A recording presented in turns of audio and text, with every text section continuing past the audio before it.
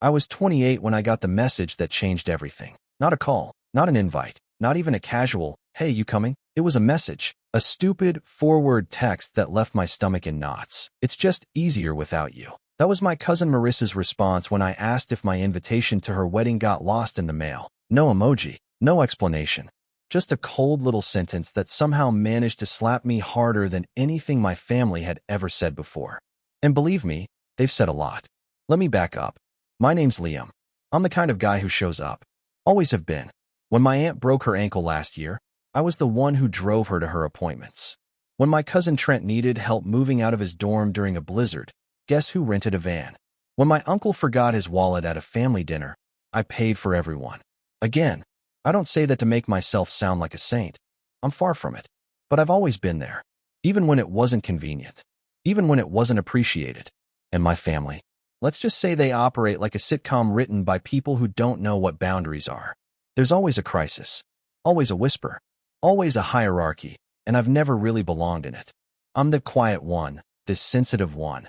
The one who didn't go into law or medicine or marry his high school sweetheart and have 3 kids before 30. I was always a bit extra. I loved art. I traveled alone. I freelanced. I wore scarves in the summer. I said weird things at dinner. It never felt like there was room for someone like me at the metaphorical family table. But I thought that maybe, just maybe, being supportive, being useful, being dependable would earn me my seat. I was wrong. The wedding was supposed to be the big event of the year. Marissa, golden child, Pinterest-obsessed, future dental hygienist turned Instagram influencer, was marrying her long-term boyfriend, Caleb. The family group chat had been buzzing for months. Dress fittings, cake tastings, bachelorette party games, a hashtag. Even Uncle Ron was roped into doing dance lessons for a surprise flash mob. Everyone had a role. Everyone had a place. Except me. At first, I chalked it up to an oversight. I hadn't been to the last couple of family dinners. Work had been busy. I lived 3 hours away. Maybe my invite just got delayed. So I messaged Marissa. Nothing dramatic, just a casual, "Hey, I saw all the wedding stuff in the chat. Just checking if I should be booking a hotel or if you've already got a block reserved." I waited. 3 hours later, I got the reply. "It's just easier without you." I read it 5 times before it sank in. At first, I thought maybe she meant something else. That it was some weird autocorrect fail or that she'd explain it in a follow-up. But nothing came. No explanation. No apology. Just silence. That was the moment the curtain lifted. That sentence echoed in my head like it was tattooed on the inside of my skull. It's just easier without you.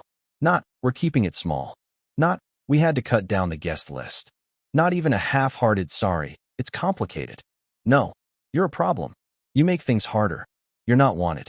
I didn't respond. I just stared at my phone for a long time, then turned it off and went for a walk around my block until my legs hurt. I passed the same 3 mailboxes 6 times before I realized I wasn't really going anywhere. Just circling, like my thoughts. For days after that, I replayed every interaction I'd ever had with Marissa. The birthday I spent 2 weeks planning because she said she'd never had a surprise party. The time I designed her college graduation invites from scratch.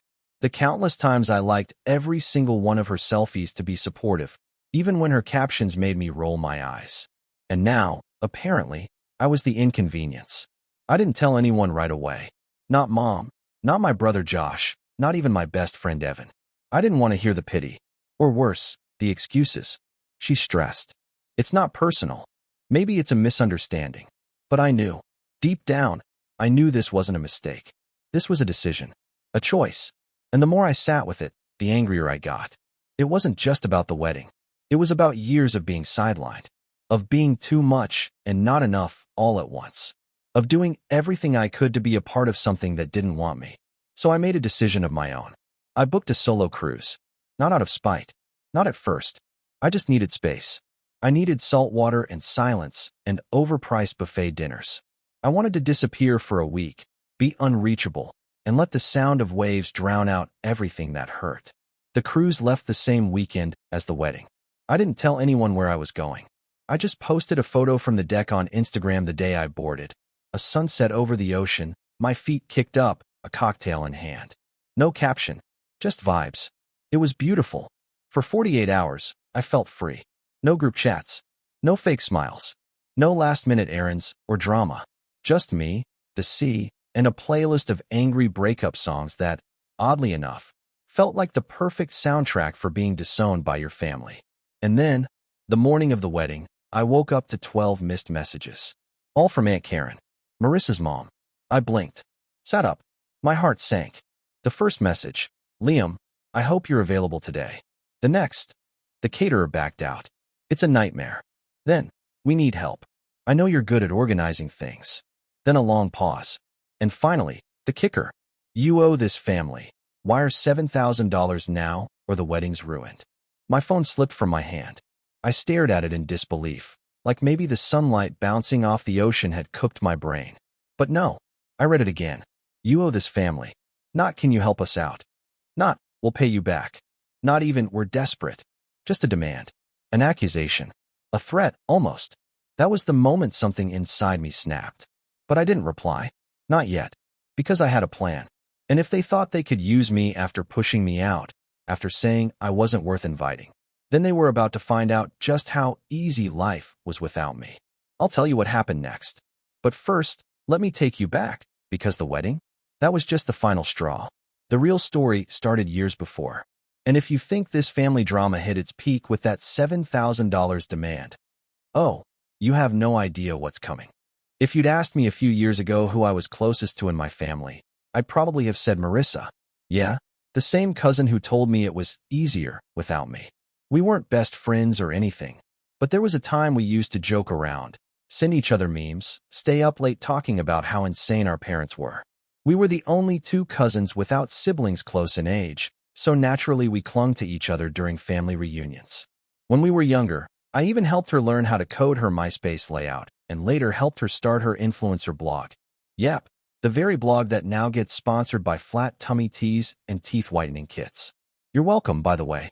But things started changing after college. She became obsessed with status, social capital, appearances.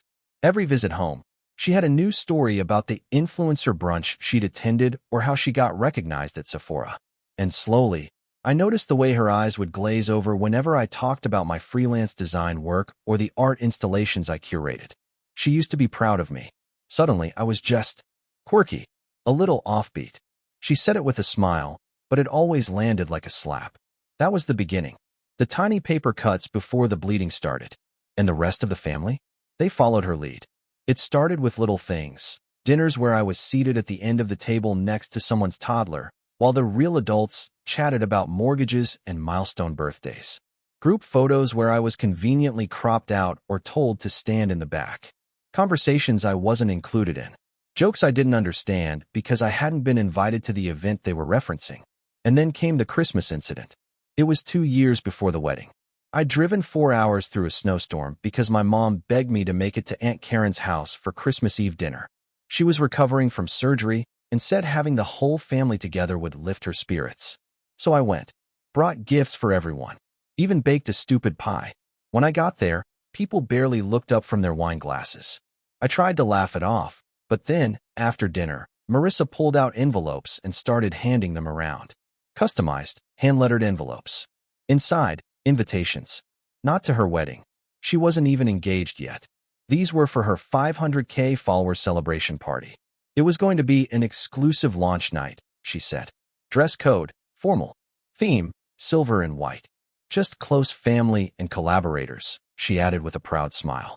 I didn't get one. Everyone else did.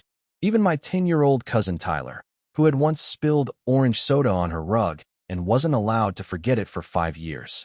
I just sat there, pretending I didn't notice. Pretending I wasn't swallowing broken glass behind my smile. Later that night, I asked her about it. Quietly. No drama. She shrugged. It's mostly for networking.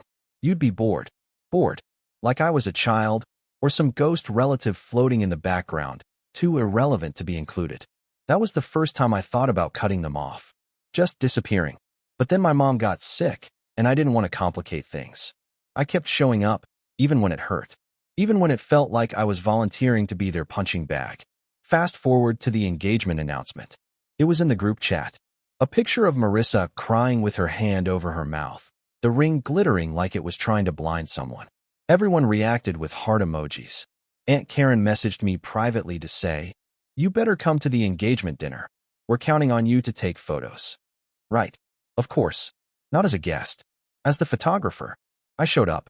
I smiled. I snapped over 300 pictures. I edited them, uploaded them to a shared drive. She posted too. Didn't tag me. Gave credit to some influencer friend who helped with lighting. When I finally confronted her, again, gently, she said, "I didn't think you cared about that stuff. You don't need the attention like everyone else does." I told myself I wouldn't take it personally, but my heart wasn't buying it anymore. Then came the bridal shower. I wasn't invited. Let me repeat that. I wasn't invited. Not even as the unofficial family photographer. I only found out about it because someone tagged my aunt on Facebook. There she was, beaming next to a mimosa bar, surrounded by white balloons and giant cardboard cutouts of Marissa's face. The caption read, "Best bridal shower ever, love my tribe." The comments were all some variation of stunning and goals. I texted my mom. She said she was sure it was just a small thing and that they probably didn't think to invite the guys. But I saw the photos. My male cousins were there. Even Caleb's old roommate was there. So when the wedding invitation never came, I can't say I was surprised. Still hurt really bad. And when I finally asked about it, Marissa didn't even try to soften the blow. Just 4 words. "It's just easier without you." That was the moment the door slammed shut in my mind. The cruise was my escape hatch. I needed to get away before the bitterness hardened into something uglier. And it worked, until Aunt Karen's texts. 12 messages. All frantic. All guilt-tripping. Apparently, their caterer, some trendy farm-to-table company Marissa just had to book, had double-booked and canceled the night before the wedding. The replacement backed out after a payment delay. Panic set in. People were blaming each other. Aunt Karen was fuming. And apparently, someone had thrown my name into the mix. "You're good with logistics," one message read. "And you have money saved, right? You don't go out much." That one made me laugh. I do have money saved, sure, but only because I don't go out much. Because I budget. Because I live within my means. Not because I'm some secret benefactor waiting to bankroll a wedding I wasn't even invited to. But then came the line that turned my stomach. "You owe this family. Wire $7,000 now or the wedding's ruined." No please. No context. Just a demand. It took me a full 5 minutes to even process it. Then I remembered something. Last summer, I had helped my aunt out of a financial pinch. Quietly. Without asking for credit. She needed help covering medical costs that insurance didn't fully handle. I gave her $3,000. She swore she'd pay me back. She never did. I never brought it up. And now, apparently, that act of kindness had turned into a ledger item. "You owe this family." Like I was in debt. Like helping her once meant I was now obligated to fund a wedding I wasn't invited to. I didn't respond. I let the messages keep coming. Screenshots. Voice notes. Even a passive-aggressive, "Hope you're enjoying your cruise while your family falls apart." That one made me pause. Because I was enjoying it. For once, I wasn't being used. I wasn't being ignored. I wasn't being pitted or pressured or blamed. I was just being. Alone. Free. But then the call started. First from Aunt Karen. Then Uncle Mark. Then, of all people, my own mom. She was trying to stay neutral, but I could hear the strain in her voice. "They're desperate," she said quietly. "They're saying the venue won't allow outside food, and if they don't get another caterer by noon, they'll lose the deposit." "That sucks," I said, keeping my voice calm. "But why am I involved?" There was a pause. "Because they know you'd fix it." That's when I realized. They didn't want me around unless they needed something fixed. I wasn't family. I was a tool. A backup plan. A walking favor machine. And it was happening again. But this time, I didn't cave. I told her I'd think about it, and hung up. Then I turned off my phone. Completely. No airplane mode. No checking messages. Just off. For the next 12 hours, I lounged on the deck, read a book I'd been meaning to finish for months, and watched the wedding unravel in my imagination like a bad reality show. But I wasn't gloating. Not exactly. There was still a sting. Still a little boy inside me asking, why wasn't I good enough? Why didn't they want me there? And then, just as I was beginning to let it go, the ship docked for a day stop in the Bahamas. I turned my phone back on to take a few photos for myself. That's when I saw the voicemail. From Marissa. I hesitated, then pressed play. Her voice was tight. Cold. Controlled. "I don't know what game you're playing, Liam. But this is low, even for you. We're family. You don't just abandon people on their wedding day. You don't just sit back and watch things fall apart. You owe us. You owe me. And if you don't want to be remembered as the one who ruined the most important day of my life, you'll fix this. Now. She hung up. No apology. No ownership. Just venom. And suddenly, I didn't feel guilty anymore. Because in that moment, something crystallized in my chest. A quiet rage. A new clarity. They wanted a villain? Fine. I could be that. But not the one who ruined their day. The one who made them remember it. Not just the wedding. The months that followed. Because I wasn't done. And they had no idea who they were messing with. The day after the wedding, I stepped off the cruise ship feeling like I'd just been born into an entirely different life. The sun was too bright. The air felt too clean. Everything around me moved slower, like the universe had decided I needed a moment to recalibrate before stepping back into reality. But the moment didn't last long. As soon as I reconnected to Wi-Fi in the port terminal, my phone lit up like a dying Christmas tree. 22 missed calls. 17 voicemails. Countless texts. Most of them some flavor of guilt, accusation, or thinly veiled rage. I didn't listen to the voicemails. I couldn't. Not yet. But the text messages? They told me everything I needed to know. Apparently, the wedding had happened. Barely. They'd ended up serving a weird mix of catered appetizers from a chain restaurant and deli trays from a grocery store. The food was late. The venue staff was uncooperative. Guests complained. The cake melted. The DJ packed up early after a dispute with the best man. And the flash mob? Scrapped. Some of the messages said it was still beautiful in the end, but I could read between the lines. It was a mess. A panic spiral held together by duct tape and denial. Marissa didn't message me again directly, but someone screenshotted her Instagram story and sent it to me. It was a blurry photo of her and Caleb with sparklers behind them, her expression somewhere between a forced smile and outright exhaustion. The caption? You can't choose family, but you can choose to move on. Followed by a broken heart emoji. That was the last time I heard from her, at least for a while. When I finally got home, I collapsed onto my couch, still wearing the loose linen pants I'd bought for the cruise, and stared at the ceiling for almost an hour. I should have felt triumphant, or relieved, or something, but all I felt was hollow. Because the truth was, I didn't want any of this. I didn't want to be the villain. I didn't want revenge. I didn't want a feud. I just wanted to be wanted. I wanted my family to see me, to value me, to treat me like more than a backup generator they could plug in when things went dark. But they never had. And now, they never would. That realization broke something in me.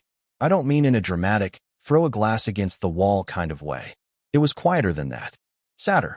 Like watching a childhood toy finally fall apart in your hands after years of pretending it still worked. I cried.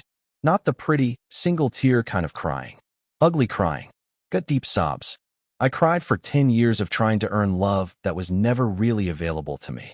I cried for every event I showed up to, every favor I did, every phone call I answered at 2 a.m. I cried because, for the first time, I realized I'd been chasing a version of family that only existed in my head. And when the crying stopped, I was alone. That was my rock bottom. The week that followed was a blur. I couldn't bring myself to open my laptop. My freelance deadlines piled up. Emails went unanswered. I barely ate. My fridge was empty except for almond milk and half a lemon. Even my cat, Miso, started giving me judgmental looks like she was considering moving out. I stopped checking my phone.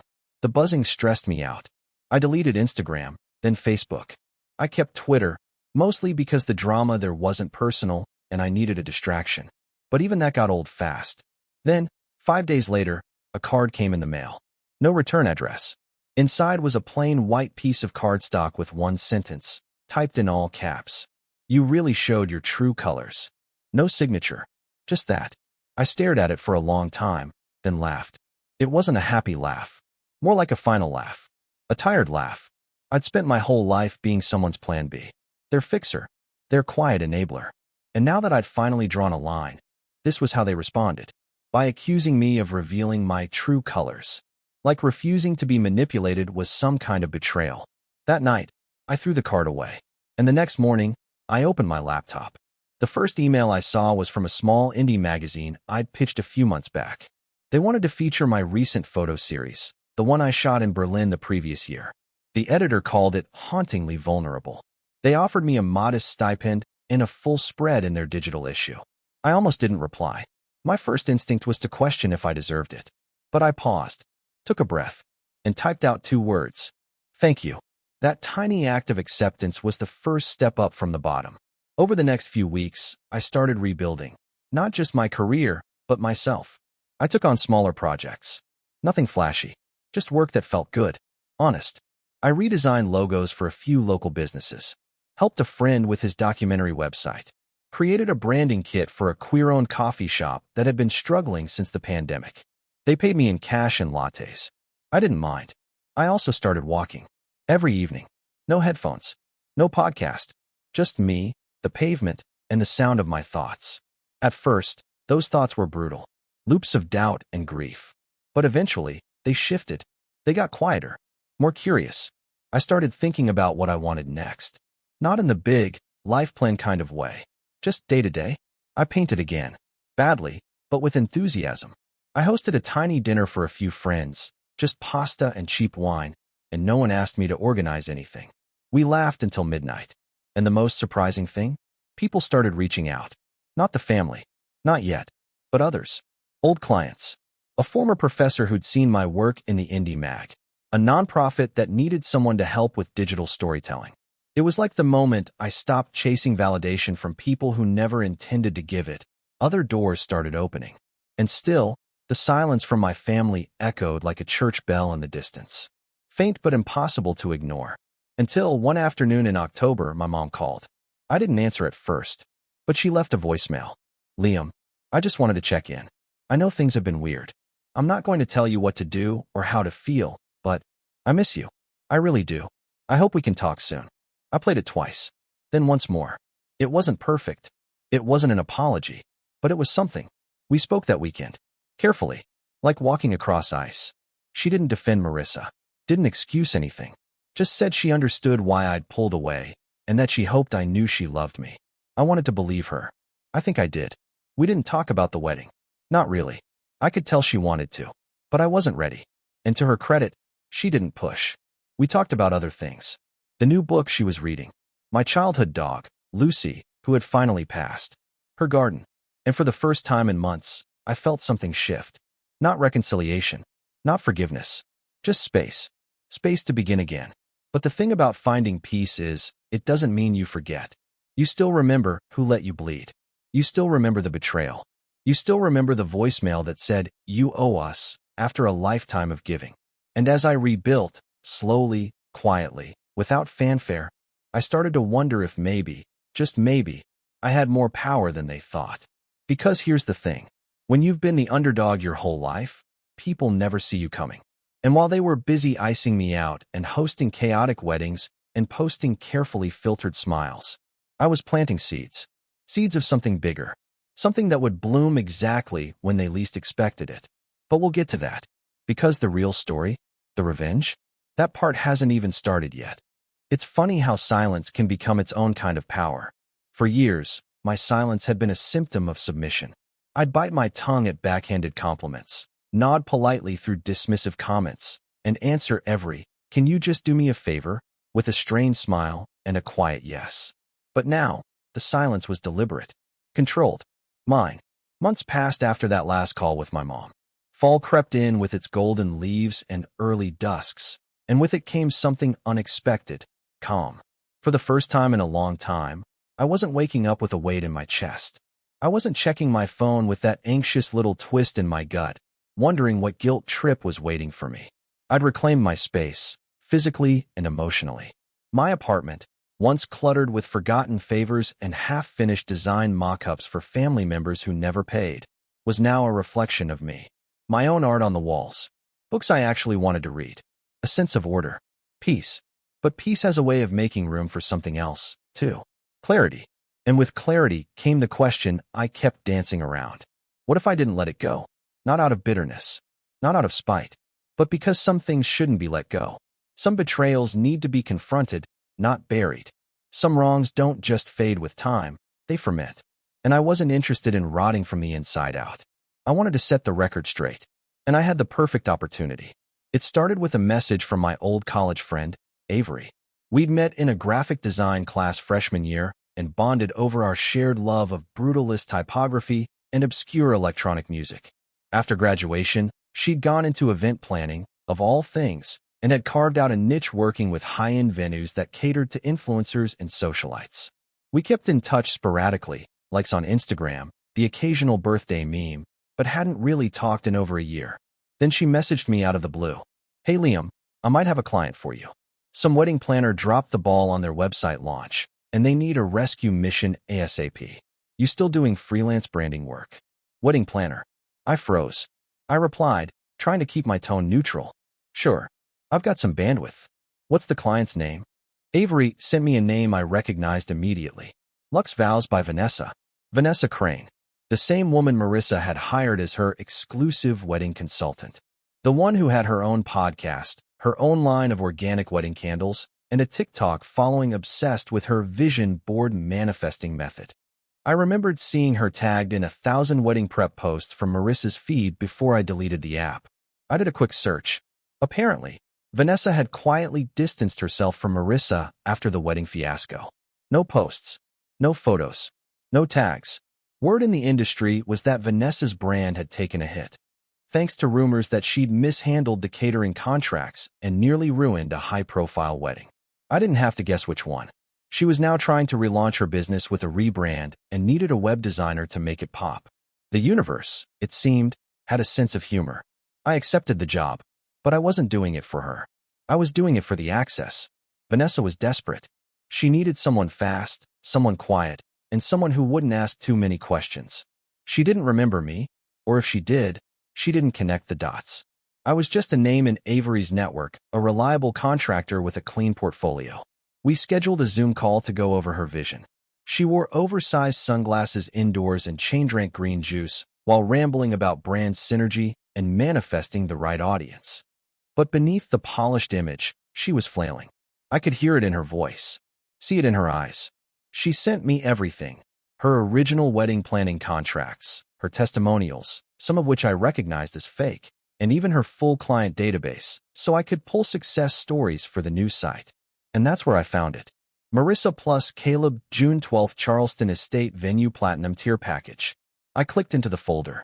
Invoices, notes, contracts, guest list spreadsheets, vendor receipts, and one very interesting clause buried in the fine print. Client assumes full liability for any third-party cancellation due to late payment beyond contractual timelines. Lux Vows is not responsible for catering, entertainment, or vendor replacement past the 48-hour mark. There it was. Proof. The caterer hadn't backed out because of some freak accident. They'd pulled out because Marissa hadn't paid them on time. Vanessa had tried to spin it during the wedding aftermath, probably to save face. But the truth was right there in the logs. Missed payment. 3 follow-up emails. No response. It wasn't sabotage. It was incompetence. And yet, they'd pinned the blame on me.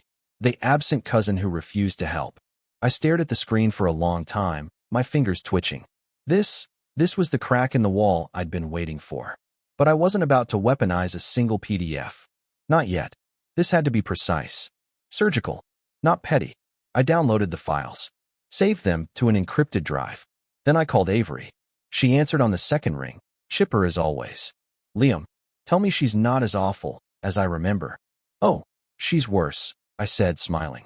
"Listen, can I ask you something off the record?" "Always. I need a list of her former clients. Specifically the ones who ended up unhappy." There was a beat of silence. "Why?" she asked. "Because I want to help them tell their stories." Over the next 2 weeks, I reached out to 5 couples who had worked with Vanessa in the past 2 years. 2 never responded. 1 politely declined. But the other 2? They were eager to talk.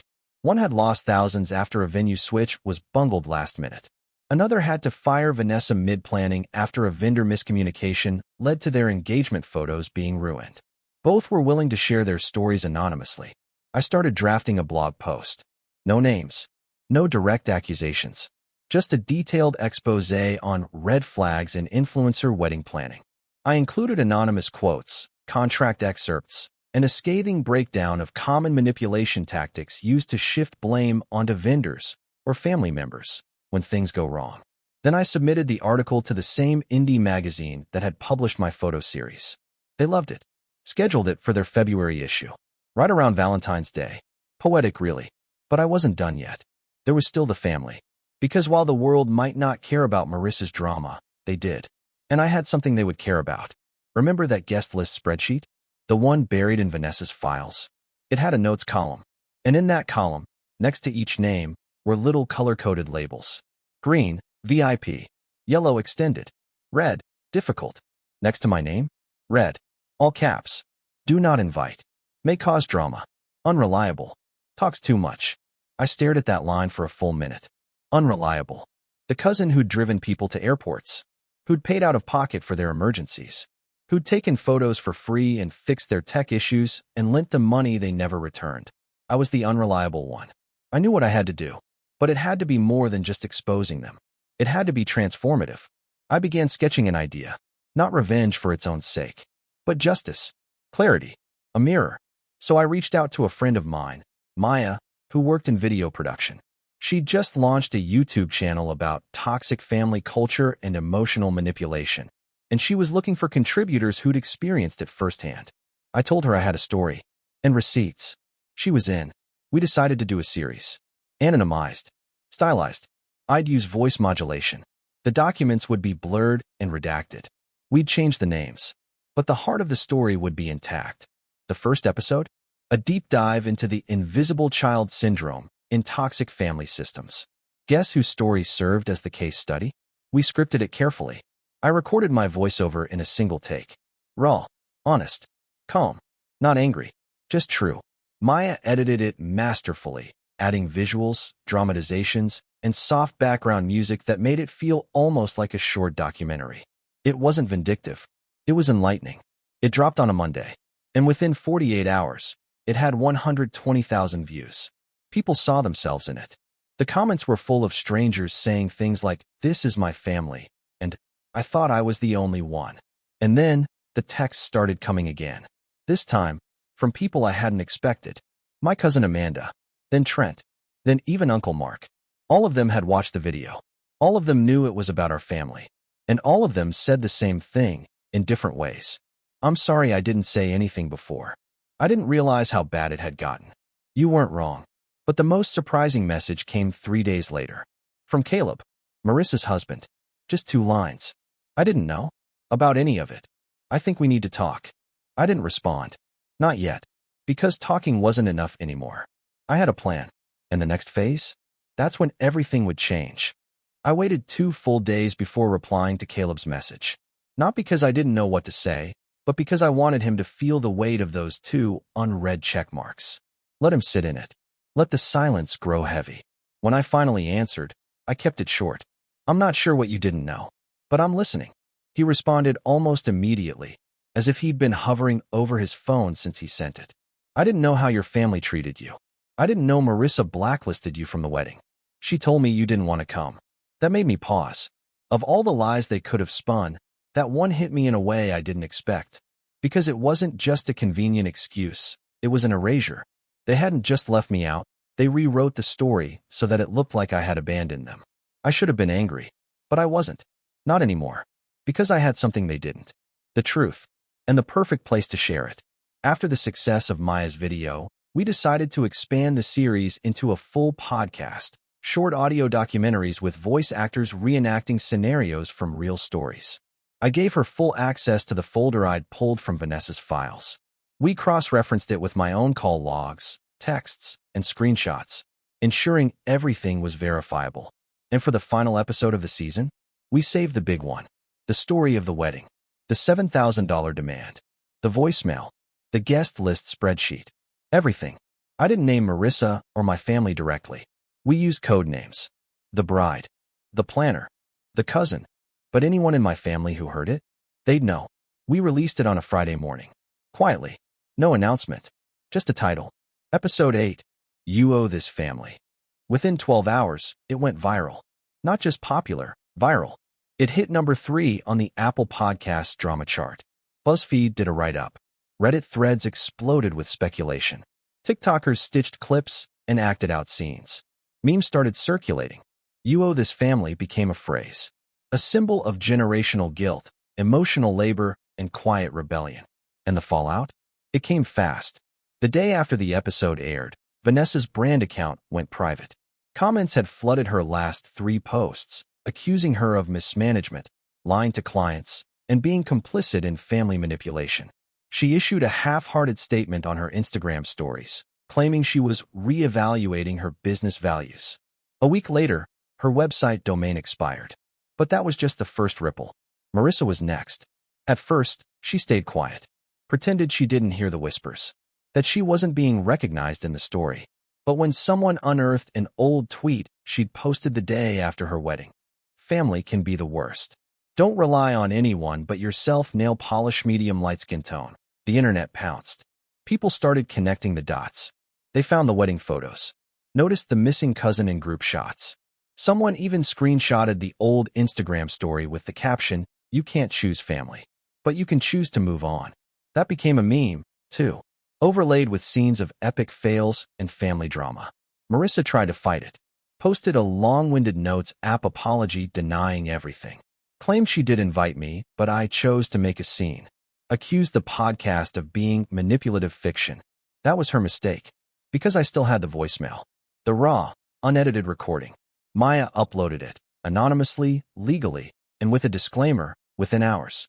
It spoke for itself. You owe this family. Wire $7,000 now, or the wedding's ruined. Her voice. Her words. No denying it.